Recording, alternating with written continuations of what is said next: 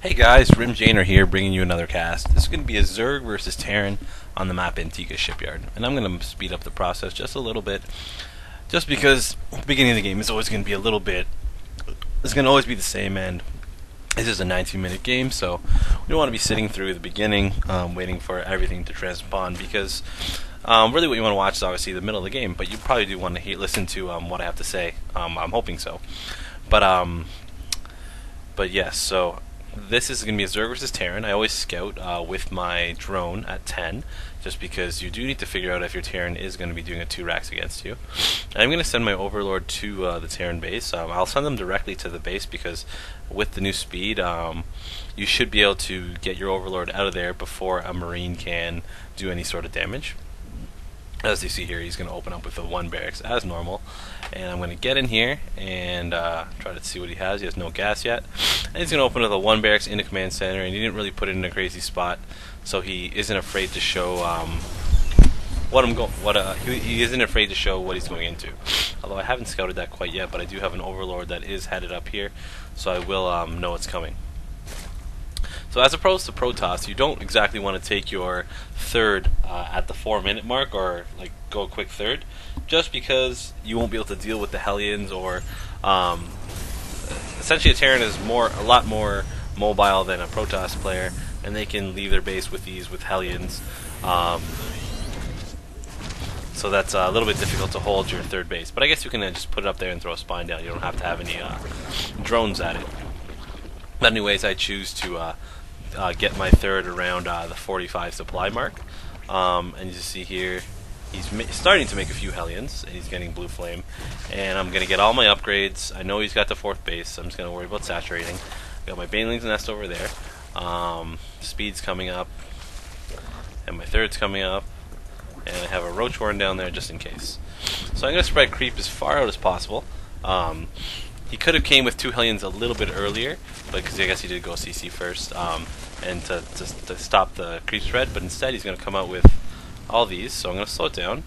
Got 1, 2, 3, 4, 5, 6, 7, 8, 10 Helions, and over here I do have 4 drones, 5.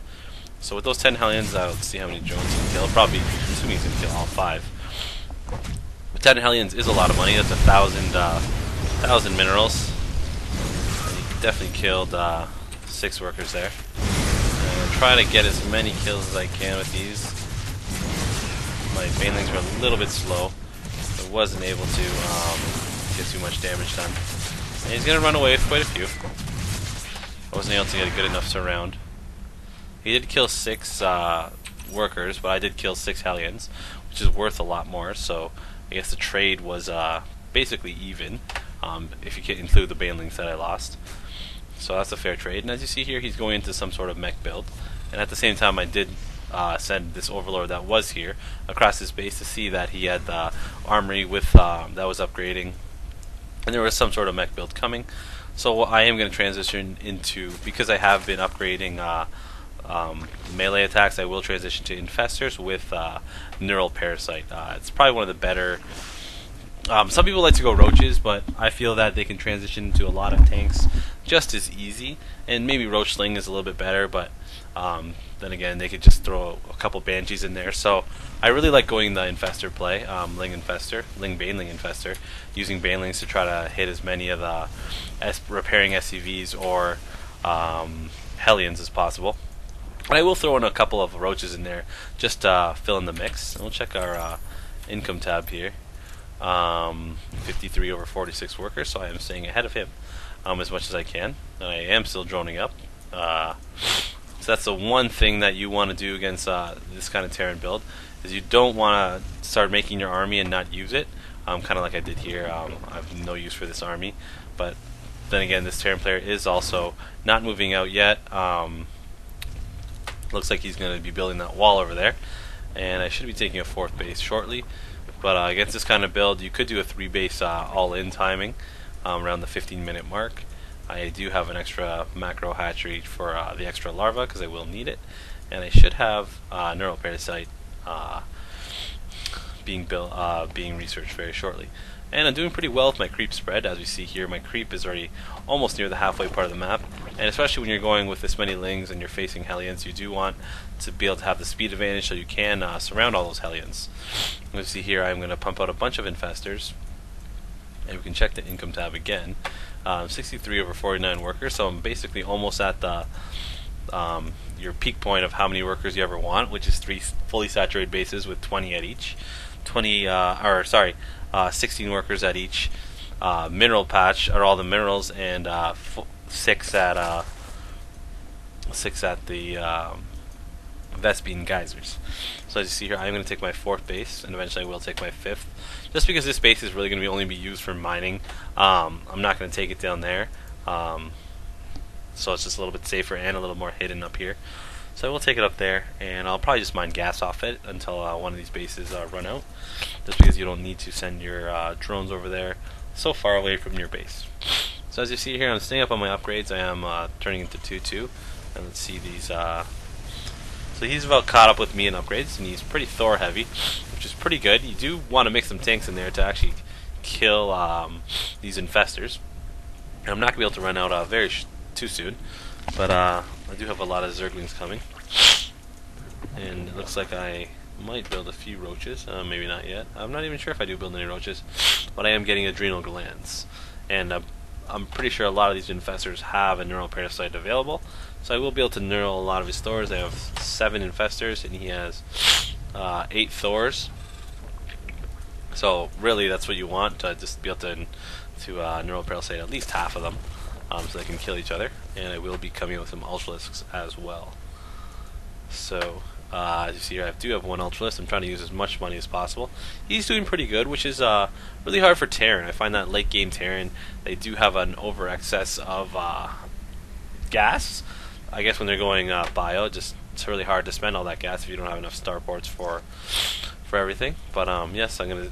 As you see here, I will be sending guys to these geysers to start mining more gas at them. And I am not upgrading 3-3 yet, but I do have pretty good map control. My creep spread is pretty great, and he has 9 Thors and a lot of Helions, and he is 2-2, so he does have a pretty powerful army. And it's all going to really come down to my neural parasites. If you start fungling and throwing down infested Terrans, you're going to lose this battle. My army is not bigger than his, as you see here. My army is at, I guess price-wise it is, but his army supply is much higher than mine, and that's something you don't want as a Zerg player, to have a lower, a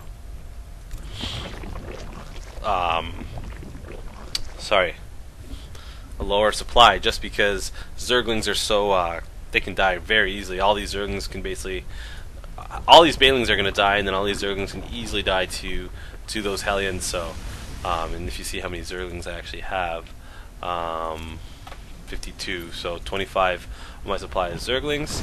I'm going to try to build a few Spine Callers here, because I do have a lot of extra money. I'm going to come in and notice that he has a lot of Thors, so I'm going to walk back. I do have a lot of Ultralisks coming out. That's a pretty bad place to engage on that ramp, just because it's not an open space and I wouldn't be able to get a good enough surround. So now I'm going to come over here, and I'm going to neural as many Thors as possible, and when I do neural them, I will make them attack each other. And I guess I was in a pretty good spot, because they were behind this crater here, so I don't think you could see me. Let's check that. Let's see his view, and I'm not sure if he could tell what I had. Nope, so he does have it there. So you can see what I have here. And as you see there, yeah, he's actually in a very terrible spot, as he wasn't able to see my my Infestors. It was pretty easy, because you were a Thor heavy army. Half of the Thors ended up killing himself. And my Zerglings are 2-2 with adrenal glands, and it should be getting 3-3 upgrade shortly. And I'm just going to be able to come in here, and he will not have enough macro not enough production to kill all my loot, as opposed to Marine Marauder Medevac, where you can actually pump out guys very quick. So going mech is kind of like Protoss style play. It's where you're just going to build up an army, and once it's close to max, you're just going to push out.